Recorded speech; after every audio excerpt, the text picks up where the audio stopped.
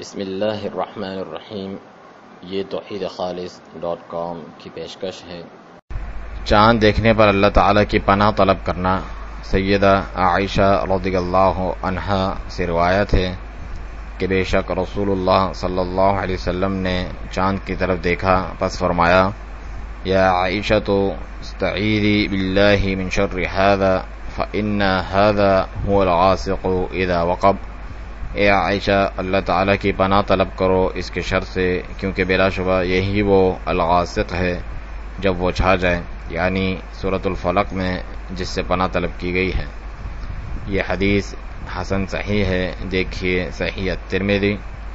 سیدہ عائشہ رضی اللہ عنہا سے روایت ہے کہ رسول اللہ صلی اللہ علیہ وسلم نے ان کا ہاتھ تھاما اور اس کے ساتھ چاند کی طرف اشارہ کرتے ہوئے فرمایا: استعیذی باللہ من شر ھذا، یعنی القمر، فإن ھذا هو الغاسق اذا وقب۔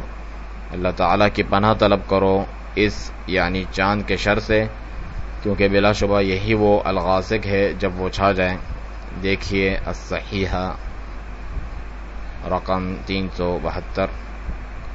شیخ البانی رحمہ اللہ فرماتے ہیں: اس حدیث میں دلالت ہے کہ ہاتھ سے چاند کی جانب اشارہ کرنا جائز ہے، برخلاف اس کے جو بعض مشائخ سے منقول ہے کہ وہ اسے مکروہ اور ناپسند گردانتے ہیں، حالانکہ یہ حدیث اس پر رد ہے۔